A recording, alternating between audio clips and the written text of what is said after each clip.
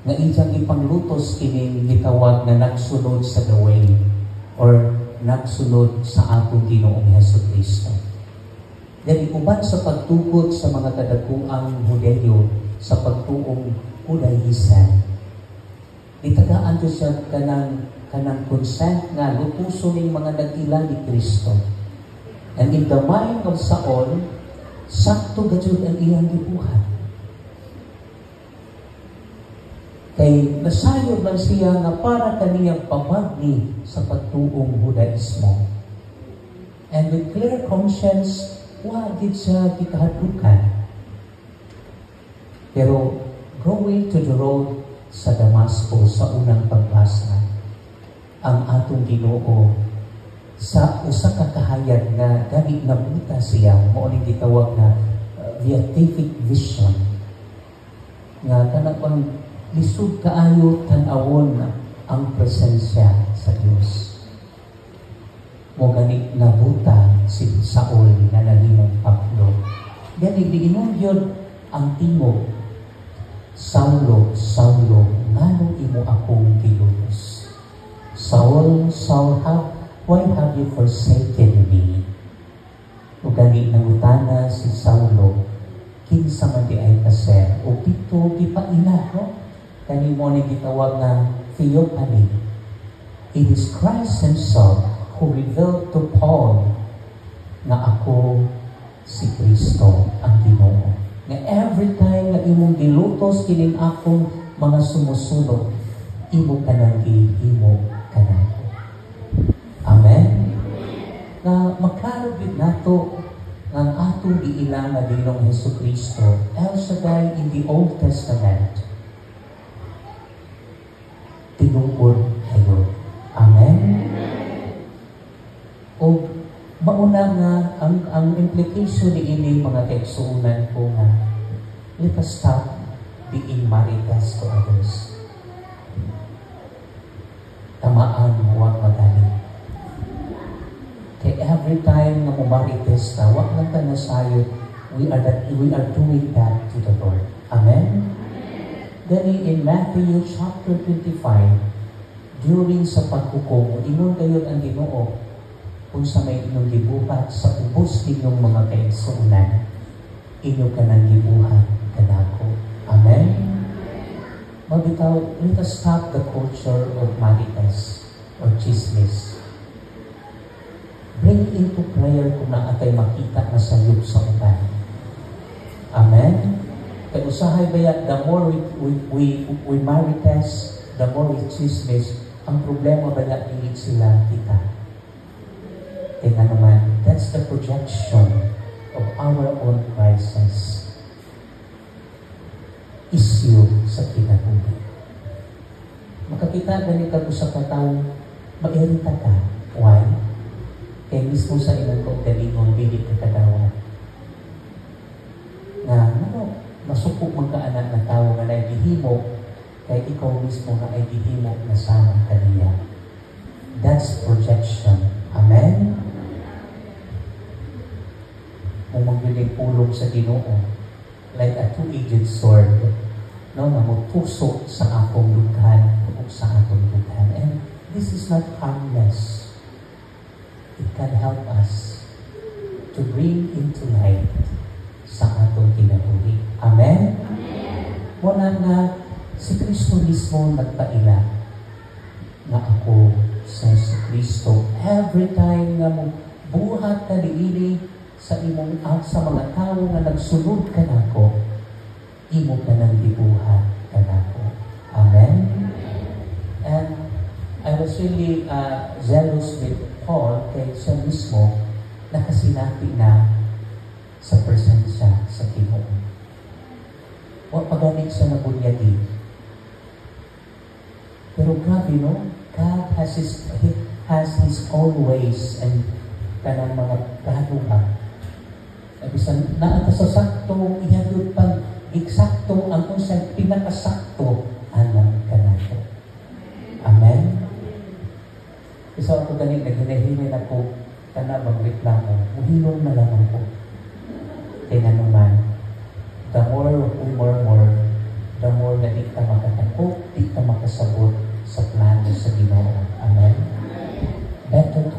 yourselves in silence. And mind you, at peace ka kaayo. Amen? Mo ka na ng unang punto. Ikaduhang punto, mga kaigsuunan. Ang kinabuhi ni San Pablo, nagpahimanglo ka nato na ang pagkamagsasanyaw di lamang exclusively nato. Sa mga pari, mga madre ka nato sa atong gawain. The fact that we were baptized, we shared the mission of Christ sa pagkapropeta. Amen? Mabitaw sumugod na usahay sa atong mga mahal na kaigsuunan sa laing pagtuo. E nga naman, nanimaho nag-ilog ang ilang Biblia. Ang atong Biblia, dispira, usay kukukrat, o saray ibasa ilagara, nagtukot ni Ana. To be honest, ako mismo isip pari, kadang kong version sa Biblia, that situate na naa din na sa akong lames.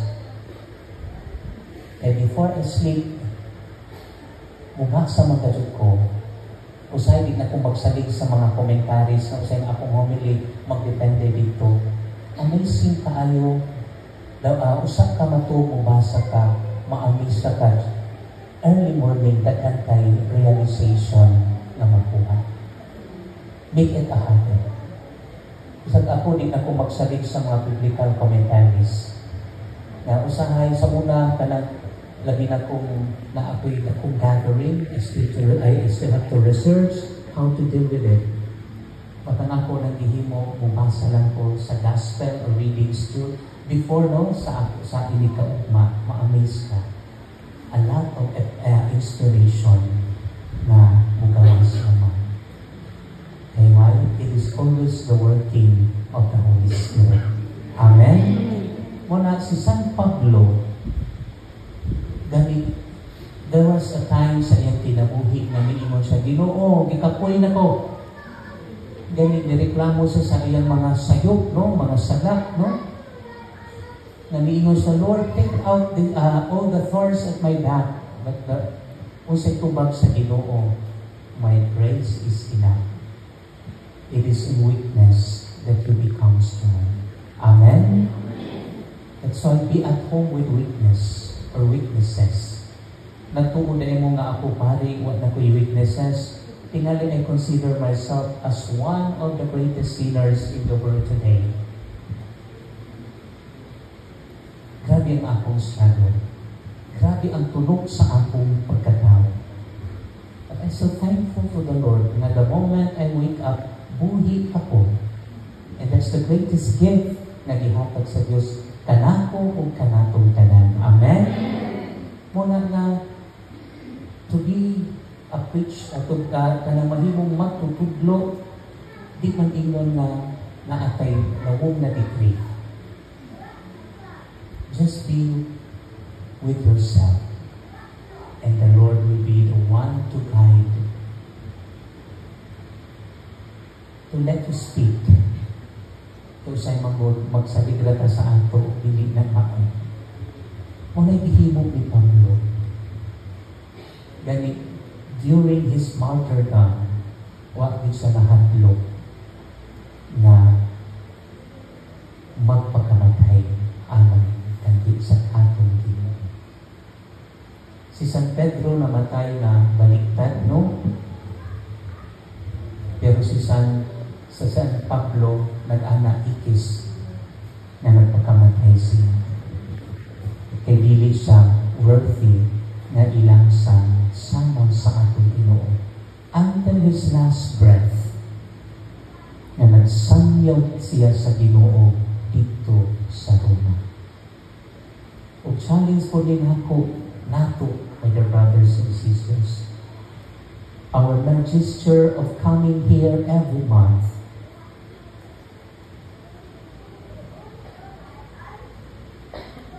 what na nalasayod, it is a kind of preaching.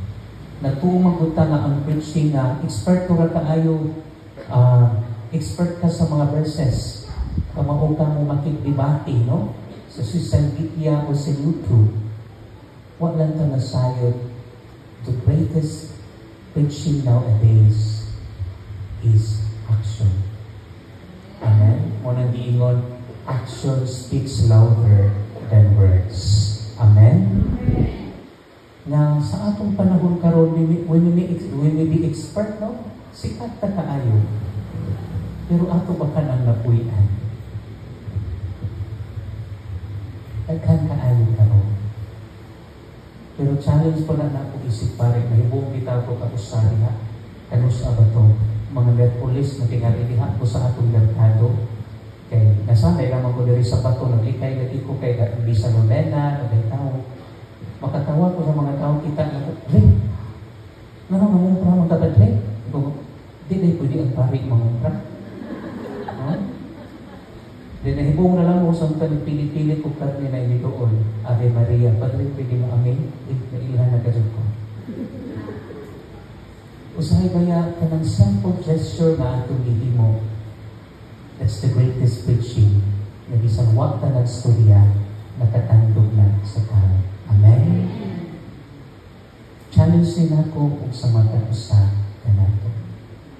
Ang katapusang punto, mga mahal ko na kaigsuunan, speaking of conversion, conversion is not an overnight conversion. Hangtod sa ako o sa atong ginhawa, we keep converting ourselves to the Lord. Amen? Mabitaw na ang sakramento, in particular, ang kumpisan. Kay hangtod sa atong katapusang ginhawa, we are really struggling. Isa ka din mo yung Padre nga, wagi ko yung mga struggle, Padre. Perfecto na gadyo ko, Padre, haraluhod kay magsimba ninyo. Even St. Francis of Assisi, kanang atakihon na galing sa struggle niya sa purity, muambak siya sa mga rosas, just to divert sa Panginoon. And mind you, a holy person, galing giingon, a holy person, a righteous person, falls 7 times a day. Ako pa kaha o kita pa kaha. Manang ako lang ipasabot, no? Every day we are encouraged to convert ourselves. Amen? Never say nga, mo itong giingon ni Jinky nga si Manny Pacquiao, giingon siya, Pacquiao is totally changed. No, I would not believe. Or Pacquiao is totally converted. Sayod ka kung saan ating struggle. Amen? I know each one of us here has his or her own story to tell. And only God knows. Amen? Wala ang kapistahan, ni San Pablo nagpahimanglo ka na to. Na God is so loving to us and merciful to us. And His witness is that atong i-acknowledge na without Him, without Yahweh El Shaddai, huwag tayo mahimo. Amen? Wala sa atong pagpadayon ng atong kasagulukan. Let us continually express our faith in God. Di lang sa mga maayong kasinatian nato, bisan dali sa kahagba nato sa kinabuhi. Why? The Lord does not give up on us. Usahay ako na lang o kita mo give up, just like Paul. Pero balikon ko, giingon good and Ginoo, my grace is enough. It is in your weakness